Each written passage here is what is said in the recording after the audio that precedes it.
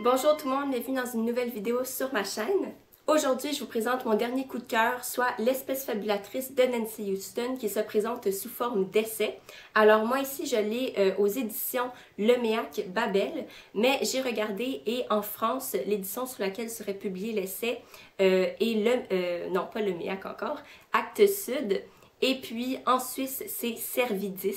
Donc je ne sais pas si on prononce le S à la fin, mais je voulais vous le prononcer quand même pour que vous sachiez qu'il y a un S à la fin. Et puis inquiétez-vous pas, je vous mettrai les noms des maisons d'édition en barre d'informations si jamais cette lecture-là vous intéresse. Alors, l'espèce fabulatrice, c'est Nancy Houston qui tente de répondre à une question qu'un jour une prisonnière lui demande. Donc, Nancy Houston va souvent dans les prisons faire des cercles de lecture avec les femmes prisonnières. Je ne sais pas c'est quoi le bon terme pour désigner ces gens-là. Et puis, un jour, justement, une femme lui demande c'est quoi l'utilité pour les hommes d'avoir un livre, de lire un roman, de voir la fiction. Et puis c'est une question très importante, très difficile, qui mérite une grosse réponse. Donc Nancy Houston ne répond pas tout de suite et va à la place répondre en écrivant cet essai. Donc, il y a la question qui est posée dans la 4e de couverture très très clairement. Alors, je vais tout simplement vous la citer. Pourquoi et comment l'histoire de l'individu et celle du roman s'entrelacent-elles dans ce nœud qu'est la fiction? Avec cette question-là, donc, on tente de clarifier l'importance, la présence omniprésente de la fiction dans la vie humaine, dans le fond. Alors, Nancy Houston, en donnant des exemples sur les croyances, sur la religion, sur la guerre, sur la vie d'un individu américain ou français ou canadien, tout ça a un sens, ben, elle va tenter avec ces exemples-là de montrer que la fiction est partout et que l'homme se sert inévitablement tout le temps de la fiction pour trouver un sens à sa vie, un sens à toutes les choses qui l'entourent. Et ça, je trouve ça fabuleux parce que justement, le roman, la fiction se présente comme quelque chose d'essentiel à la vie humaine, de inhérent, comme elle dit, sans quoi on ne serait pas humain. Ce que je trouve aussi très intéressant, c'est qu'à chaque début de chapitre, il va y avoir une citation très très souvent de Romain Gary qui va introduire le sujet du chapitre. Je ne connais pas Romain Gary, je ne connais pas son œuvre, je sais pas c'est un auteur qui parle de quoi dans la vie, il a fait des recherches sur quoi, mais ces citations, je les adore et ça m'encourage très fortement à aller le lire. Donc je vais vous en lire une pour vous donner un exemple. La vérité, quelle vérité? La vérité, c'est peut-être que je n'existe pas. Donc, c'est des petites phrases des fois c'est des gros paragraphes. Celle-là, je la tire du chapitre 2, soit Moi, fiction. Donc, c'est vraiment passionnant ces citations-là, ça clarifie le propos qui va suivre, ça introduit bien. Et un des grands avantages de l'essai de Nancy Houston, c'est que c'est super clair, super bien vulgarisé. Alors quand on entend le mot essai, sûrement que le premier réflexe est de paniquer et de se dire « Mon Dieu, je lirai pas un essai, ça doit être plate à mourir, super sérieux, avec plein de termes que je connais pas. » Non, pas dans le cas de Nancy Houston. Il faut savoir que Nancy Houston est une auteure très très prolifique, canadienne, fierté nationale, qui habite en France. Donc là, petite tristesse.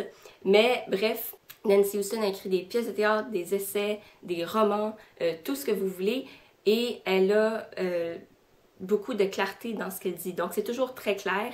Et puis, j'ai pas lu tous ses livres, mais j'ai des amis qui ont lu un de ses romans qui est très très connu, qui a eu des prix et qui disait justement que c'était clair en plus d'être super bon et tout ça. Donc, ça, c'est quelque chose que j'ai beaucoup apprécié de l'essai.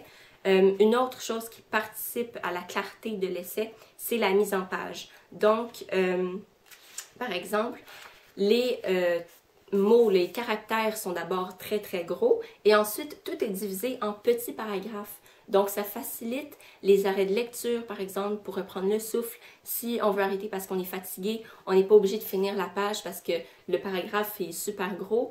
Non, c'est très espacé, c'est très léger, je trouve.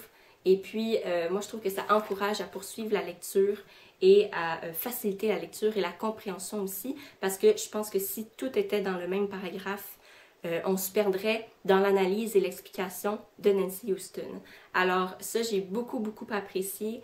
Les anecdotes qu'elle fait, les exemples qu'elle utilise sont fabuleux. J'ai tellement aimé ça, puis ça m'a fait réaliser, prendre conscience de plein de choses, de l'importance de la fiction dans la vie humaine. Ça me fait que plus aimer l'écriture et la lecture. Les exemples qu'elle utilise, ça touche vraiment toutes les sphères de la vie. pas juste genre la littérature, mais pas du tout, là, la politique, tout ce que vous voulez.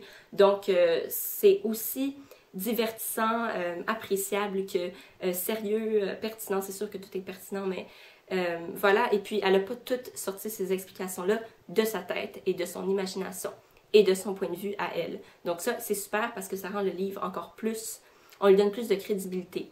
Donc, Nancy Houston a fait plusieurs recherches, a lu plusieurs livres qui traitaient de la fiction et de l'homme, et elle les cite tous à la fin de son essai, ce que je trouve encore là super bien, parce que si quelqu'un est devenu un mordu de ce sujet de la fiction, eh bien, il peut aller feuilleter dans la bibliographie de Nancy Houston et ensuite aller lire d'autres ouvrages qu'elle a utilisés pour écrire cet essai-là. Elle a pris très à cœur de répondre à cette question de la prisonnière, et je pense que si la prisonnière a eu la chance de lire cet essai-là, ben, j'aurais aimé ça savoir c'est quoi sa réaction, mais je pense que ça peut très bien répondre à sa question. Ça fait quelques années que cet essai-là est publié. Il a été publié en 2008, et puis je sais qu'elle a publié un autre livre, mais je ne sais pas si c'est un essai, un roman ou une pièce de théâtre, là, mais tout récemment en 2013. Donc, si ça vous intéresse, vous irez voir. Voilà, donc c'est vraiment un gros coup de cœur.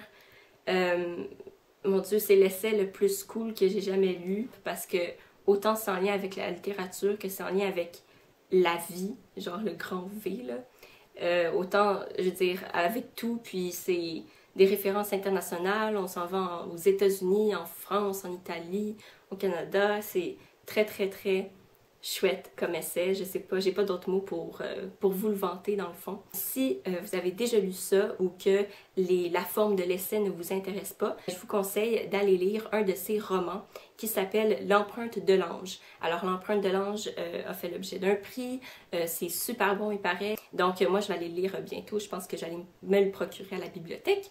Donc c'est ça, si l'essai ça vous intéresse pas, ben j'ai la forme du roman L'empreinte de l'ange pour vous, toujours par Nancy Houston. Donc voilà.